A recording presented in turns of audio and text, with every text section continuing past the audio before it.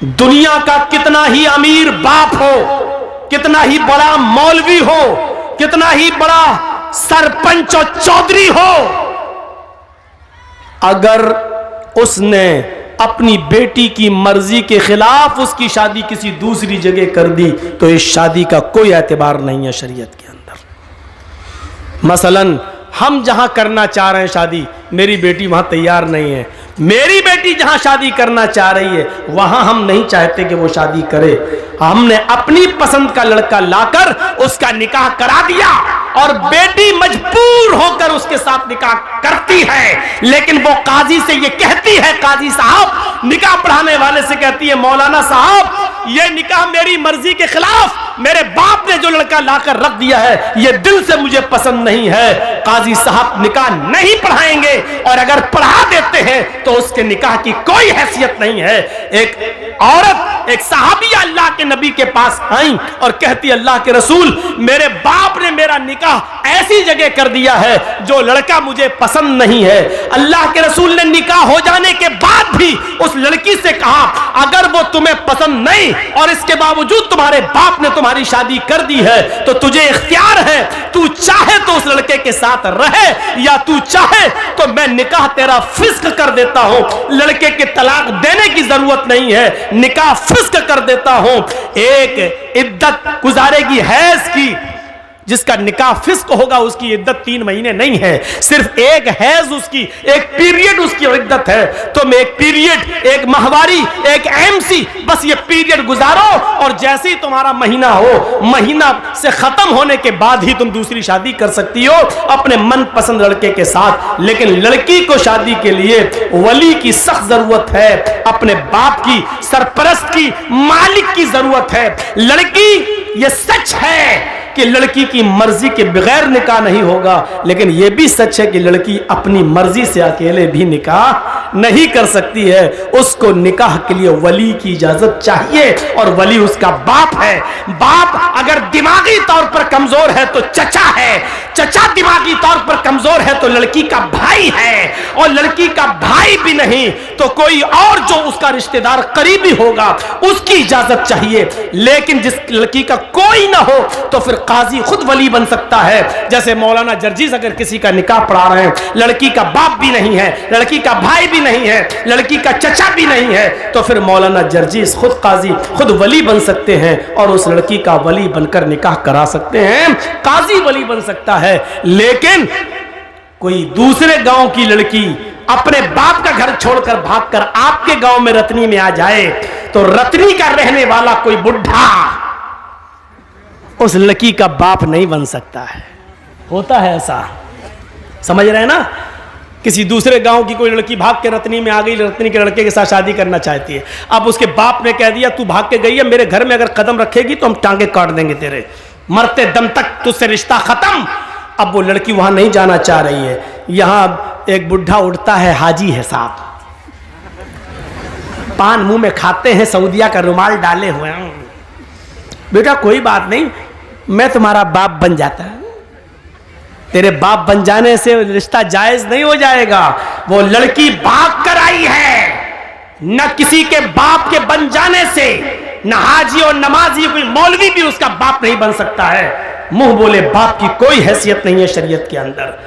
कल ये लड़की अगर हज करने जाती है तो मुंह बोले बाप के साथ नहीं जा सकती है, मुंह बोले भाई के साथ नहीं जा सकती है। शरीयत ने ये इजाजत नहीं दी जो चाहे उसका बाप बन जाए, फिर तो कोर्ट मैरिज भी इस्लाम में जायज हो जाएगी। जबकि हमारा सबका इज्तिमाई फतवा है, देवबंदी, बरेलवी, यहां तक के शिया भी, यहां तक के अहले हदीस भी, सबका इज्तिमाई फैसला है और इज्तिमाई फतवा है कि कोर्ट मैरिज माँ बाप की इजाजत के बगैर जो लड़के और लड़कियां कोर्ट में कर रहे हैं, इस्लाम के अंदर, शरीयत के अंदर इस कोर्ट मैरिज की कोई हैसियत नहीं है, ये जायज नहीं है। कोर्ट मैरिज के बावजूद लड़का और लड़की जिनाकारी करेंगे, हरामकारी करेंगे, उनसे जितनी औलाद पैदा होगी सब हरामी और नाजायज औलादें मानी जाएंगी। मेरे प्यारे साथियों, शरीयत के अंदर वली चाहिए, वली, लड़की को वली।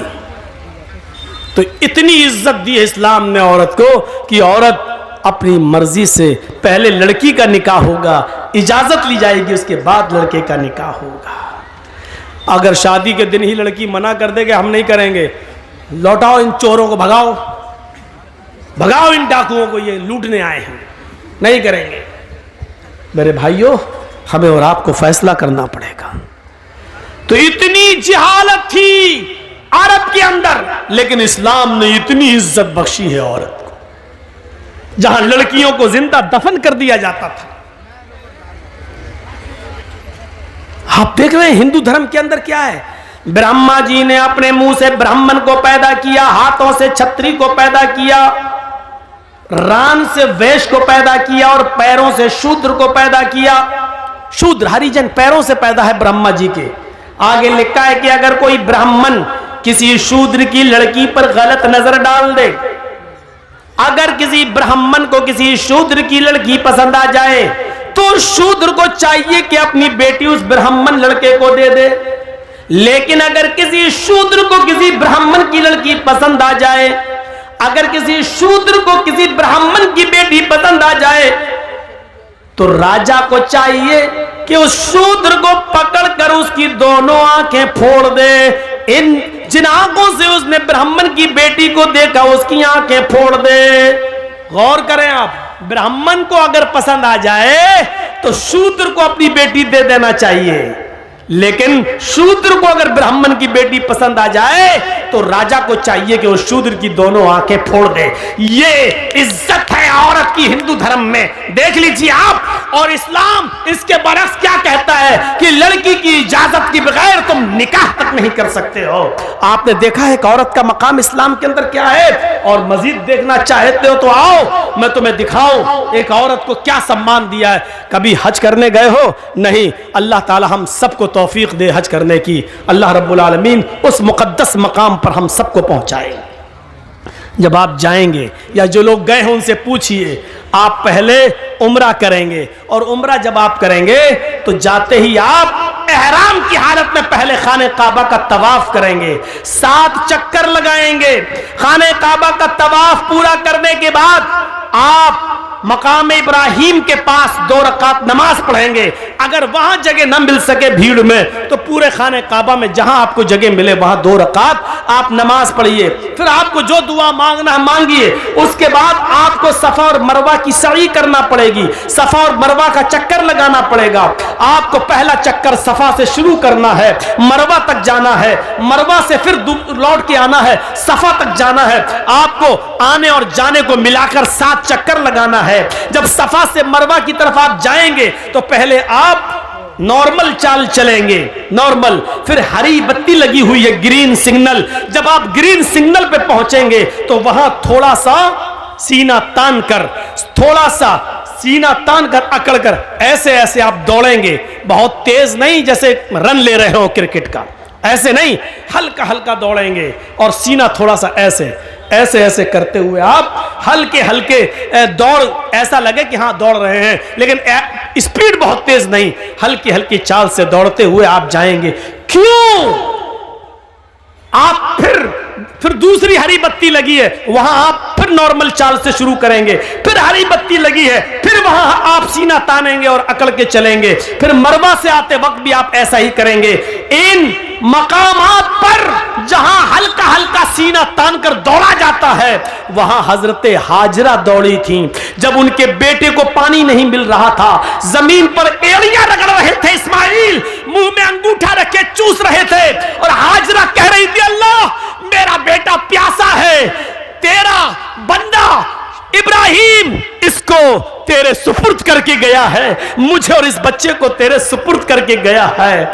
जब मैंने पूछा कि मुझे किसके हवाले करके जा रहे हो, किसके हवाले, इला मन ततरुकुना, हमें किसके हवाले छोड़ के जा रहे हो? तो इब्राहिम अलैहिस्सलाम ने आगे बढ़ते हुए कहा था, इल्लल्लाह, आय अल्लाह, मुझे और इस बच्चे को उसने तेरे हवाले किया है, तेरे सुपुर्द किया है। इस बच्चे को प्यास की शिद्दत महसूस हो रही है, इलाके में कहीं पानी नहीं है। हजरत हाजरा पानी की तलाश में पहाड़ी के ऊपर चढ़ जाती है, सफा से नीचे झांक कर देखती है, शायद कोई गांव, शायद कोई कबीला, शायद कोई मोहल्ला मुझे नजर आ जाए। दो चार आदमी रहने वाले नजर आ जाएं और मैं उनसे थोड़ा सा पानी ले लूं, लेकिन पहाड़ी की ऊंचाई पर चढ़ने के बाद भी उनको नीचे कोई बस्ती नजर नहीं आई। सफा से चक्कर लगाती हैं, नॉर्मल चाल चलती हैं, फिर थोड़ी दूर सीना तान कर चलती हैं, दौड़ती हैं, फिर रुकती हैं, फिर नॉर्मल चाल चलती हैं, फिर दौड़ती हैं और मरवा पे पहुंच जाती हैं। मरवा की पहाड़ी से नीचे झांक कर देखती हैं कि कोई बस्ती मिल जाए, कोई मोहल्ला मिल जाए, कोई गांव मिल जाए जहां मैं थोड़ा सा पानी लेकर अपने बच्चे को पिला सकूं। लेकिन मरवा की पहाड़ी के नीचे भी कोई बस्ती आबाद नहीं है। लेकिन अपने बच्चे को देखती है, होठ में अंगूठा रखे हुए है, अपने बच्चे की प्यास की खातिर फिर मरवा से सफा, फिर सफा से मरवा, फिर मरवा से सफा, फिर सफा से मरवा, 7 चक्कर लगाकर अपने बेटे के पास आकर बैठ जाती है और कहती है, अल्लाह जितना मैं औरत होकर कर सकती थी कर लिया, एक लेडी होकर कर सकती थी कर लिया, जितना दौड़ सकती थी दौड़ चुकी, जितनी मेहनत कर सकती थी कर ली, अब ताकत मेरे बस से बाहर हो चुकी है। अल्लाह तू ही गैब से मदद फरमा, इस इस्माइल के लिए पानी का इंतजाम कर दे। अल्लाह इसको मेरा शौहर मुझे और इस बच्चे को तेरे हवाले करके गया है। अल्लाह ने कहा, जिब्रील क्या देखते हो, मेरी बंदी ने मुझे पुकारा है और मेरा बंदा इब्राहिम मेरे हवाले करके गया है, मेरे भरोसे पर छोड़ कर गया है और मेरे ही रास्ते में गया है। जाओ जहां इस्माइल पैरों की एड़ियां रगड़ रहे, तुम अपना पर वहीं पर मारो। जिब्रील अमीन आसमान से नीचे उतरते हैं और जहां इस्माइल एड़ियां रगड़ रहे थे वहीं पर मारते हैं और पानी का चश्मा जारी हो जाता है, पानी बहने लगता है। हाजरा उस पानी को देखकर खुश हो जाती हैं और उसको मुंडेर बांधने लगती है। पानी इधर उधर बहने लगा, वो सोच रही थी कि पानी कहीं खत्म ना हो जाए, इसलिए समेटने लगी। कितना समेटेंगी, पानी का चश्मा निकल रहा है, पानी इधर उधर समेट रही है और अब अबरानी जबान में कह रही हैं, जम जम। ये अरबी का जुमला नहीं है, जम जम जम जम जम का मतलब होता रुक रुक, ठहर ठहर, कहां जा रहा, रुक, जम जम, बार बार कह रही जम जम यानी रुक रुक, जम जम ठहर ठहर, ये बार बार कह रही हैं। लेकिन पानी कहां ठहरने वाला है, वो समेटती है, पानी बह जाता है। हजरत हाजरा मिट्टी से एक मुंडेर बांध देती हैं ताकि पानी इधर उधर न जाए, इसी में जमा हो जाए। मेरे भाइयों, अल्लाह के नबी ने फरमाया, अल्लाह हाजरा पर रहम फरमाए। अगर हाजरा ने उस पानी की बाउंडेशन न की होती, हाजरा ने उस पानी की मुंडेर न बांधी होती, हाजरा ने उस पानी को रोका ना होता, तो अल्लाह उस पानी को सारी दुनिया में पहुंचा देता। और जो चीज आम हो जाए फिर उसकी कदर नहीं होती। देख रहे हो ना, गंगा का पानी हर जगह बहता फिरता, कोई कदर है? जो चाहता उसमें लैट्रिन कर देता है, जो चाहता पेशाब कर देता है, जो चाहता उसमें पायखाना कर रहा है, जो चाहता उसमें गंदगी फेंक रहा है। बार बार योगी और मोदी सरकारों को लोग ललकार रहे हैं, तुम तो कह रहे थे हम गंगा की सफाई करेंगे, आज तक गंगा की सफाई नहीं हुई है। सरकारें कटघरे में खड़ी हैं, गंगा की सफाई नहीं हो पा रही है। अब इस पानी की कोई कदर नहीं, क्योंकि जो चीज आम हो जाती है उसकी कोई कदर नहीं होती है। आज जमजम की कदर इसलिए है क्योंकि वो आम नहीं हुआ है। हजरत हाजरा ने उसकी मुंडेर बांधी। अब आपको जो बताना चाहता हूं वो ये, हाजरा सफा से मरवा तक जा रही हैं, कहीं कहीं सीना तान के जा रही हैं और दौड़ती हुई जा रही हैं। हर हाजी को जहां पे हाजरा दौड़ी थी, आज हाजरा की सुन्नत को जिंदा करना पड़ता है। वहां हर हाजी को थोड़ा सा या उम्रा करने वाले को सीना तान कर दौड़ना पड़ता है। अल्लाह के रसूल ने औरतों को मना कर दिया है, फरमाया है कि हमारी उम्मत की औरतें सीना तान कर नहीं दौड़ेंगी, वो अपनी नॉर्मल चाल में चलेंगी। लेकिन अल्लाह के रसूल ने हाजियों को, मर्दों को यह हुक्म दिया है कि उनको हाजरा की इस अदा को जिंदा करना होगा। जहां हाजरा नॉर्मल दौड़ी थी तुम्हें नॉर्मल दौड़ना है, और जहां हाजरा तेज दौड़ी थी वहां तुम्हें थोड़ा तेज दौड़ना है। जहां हाजरा ने थोड़ा सीना निकाल कर दौड़ी थी वहां तुम्हें थोड़ा सा सीना निकाल के दौड़ना है। मेरे भाइयों, हाजी और मोहतमिर, उम्रा करने वाला हाजरा की इस अदा को जिंदा करता है, और इसको अल्लाह रब्बुल आलमीन ने हज और उम्रा जैसी इबादत का एक हिस्सा बना दिया है। जहां हाजरा के पैर दौड़ रहे हैं वही हाजी का पैर, और इसको इबादत। गौर करो, लिखो मीडिया वालों, लिखो अगर तुम्हारे कलम में ताकत है, सीआईडी वालों और वो लोग जो ये कहते हैं कि इस्लाम ने औरतों को पर्दे की चार दीवारी में बांध दिया है, औरतों पर जुल्म किया है, औरतों को घर से बाहर निकलने की इजाजत नहीं है। औरत को इस्लाम ने यह इज्जत दी है कि जहां हाजरा तेज दौड़ी वहां तुम्हें भी दौड़ना है, जहां हाजरा सीना निकाल के दौड़ी वहां तुम्हें भी निकालना है। और जब तक कोई हाजरा की सुन्नत को जिंदा नहीं करेगा, अल्लाह उसके हज और उम्रे को कबूल नहीं करेगा। हाजरा के नक्शे पाको, हाजरा के नक्शे कदम को अल्लाह ने अपनी इबादत का एक हिस्सा बना दिया है। एक औरत के नक्शे कदम को अल्लाह ने अपनी इबादत बना दिया हो, इससे बड़ा एक औरत का मकाम क्या हो सकता है? इससे बड़ी एक औरत की इज्जत क्या हो सकती है? इससे बड़ा एक औरत का सम्मान क्या हो सकता है? कोई किसी मजहब ने औरत के पैर, औरत के हाथ, औरत के कदम को अपनी इबादत का हिस्सा नहीं बनाया है। आज भी देख लीजिए, हिंदू धर्म के अंदर बीवी की लंबी उम्र के लिए कोई रोजा और इबादत नहीं है, लेकिन आदमी की लंबी उम्र के लिए औरतों को करवा चौथ का रोजा रखना पड़ता है। यहां उल्टी गंगा बहती है। देखिए, मैं किसी मजहब पर तनकीद नहीं कर रहा हूं, हर आदमी आजाद है, किसी भी मजहब पर वो अमल कर रहा है। हमें जबरदस्ती किसी को अपने मजहब में शामिल नहीं करना, आजाद है वो। लेकिन मुआजना जब किया जाता है तो बताया जाता है, मेरे भाइयों, हमारे यहाँ एक मर्द अगर 2 या 3 या 4 बीवी रख ले तो बड़ा एतराज, इस्लाम ने 4 वाह, एक औरत को 4 औरतों की इजाजत है, एक मर्द को, एक औरत को 4 मर्द रखने की इजाजत क्यों नहीं है? बड़े एतराजात उठते हैं। मेरे भाइयों, हम चाहे तो लौट कर तुम्हें भी जवाब दे सकते हैं। 5 पांडव एक ही पत्नी रखते थे, द्रौपदी। 5 पांडव की एक ही पत्नी थी, द्रौपदी। 5 भाइयों ने एक ही औरत को रखा था, द्रौपदी।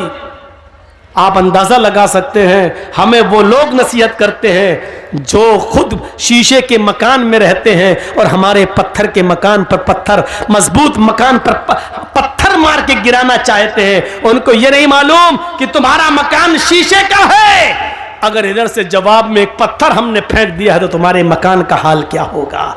मेरे भाइयों, जो खुद शीशे के मकान में रहते हो उनको दूसरों के पत्थर के मकान पर पत्थर फेंकने का हक नहीं है। उनको डरना चाहिए, अपने मकान के कमजोर होने का एहसास होना चाहिए, एहसास उनको होना चाहिए। जो हमारे नबी की 11 और 12 बीवियों पर एतराज करते हैं, उनको कृष्ण कन्हैया की गोपियों की तादाद मालूम होनी चाहिए। 16,108 शीशे के मकान में रहने वाला किसी के मजबूत मकान पर पत्थर नहीं फेंकता है, क्योंकि वो जानता है कि अगर जवाब पे इसने पत्थर फेंका तो हमारे शीशे के मकान का हाल क्या होगा। इसलिए अक्लमंदी इसमें है कि आदमी किसी दूसरे के मजहब पर बगैर पढ़े लिखे तनकीद न करे, बल्कि हर मजहब को इज्जत की नजर से देखे। हम आपके मजहब की इज्जत करते हैं, लेकिन इस बात की इजाजत नहीं देते कि हमारे मजहब पर तनकीद हो। आप हमारे मजहब की इज्जत कीजिए और इस बात की इजाजत मत दीजिए कि हम आपके मजहब पर तनकीद करें। तनकीद करने का कोई हक नहीं है। मेरे भाइयों, जिस मजहब में जो अच्छाइयां हो वो ले लेना चाहिए। अच्छाई जहां से मिले वो हमारी खोई हुई अमानत है, उसे हमें ले लेना चाहिए। और बुराई जिस मजहब के अंदर भी हो, जिस धर्म के अंदर भी हो, उसको छोड़ देना चाहिए, चाहे वो किसी भी मजहब के अंदर पाई जा रही हो। मैं ये कह सकता हूं कि इस्लाम के अंदर कोई बुराई नहीं है, मुसलमानों में बुराइयों की कमी नहीं है। दोनों बातें अलग अलग हैं। फिर सुन लीजिए, इस्लाम में कोई बुराई नहीं है, लेकिन मुसलमानों में किसी बुराई की कमी नहीं है। एक साइंटिस्ट ने कहा था कि मैंने जब धर्मों का मुताला किया तो मुझे सबसे अच्छा धर्म इस्लाम लगा। जब मैंने मजहबों का मुताला किया, हिंदू धर्म, ईसाई धर्म, जैन धर्म, सिख धर्म, यहूदी मजहब, बुद्ध मजहब, इस्लाम धर्म, मैंने सारे मजहब की स्टडी की तो मुझे पढ़ने में सबसे अच्छा मजहब इस्लाम लगा।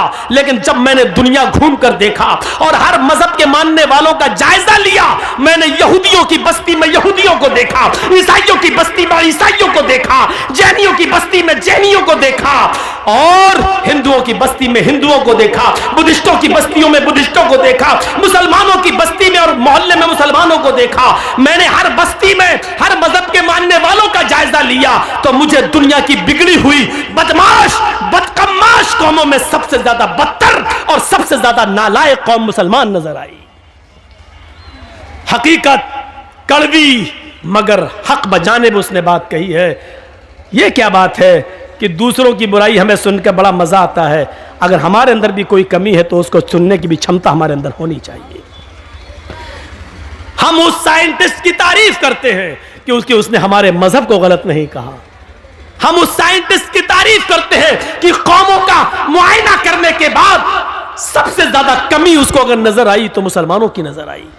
उसने क्या कहा? मैंने जब धर्मों का मुताला किया तो सबसे अच्छा मजहब इस्लाम लगा, लेकिन जब हमने कौमों का मुआयना किया तो सबसे बदतर कौम मुझे मुसलमान नजर आई। और आप देख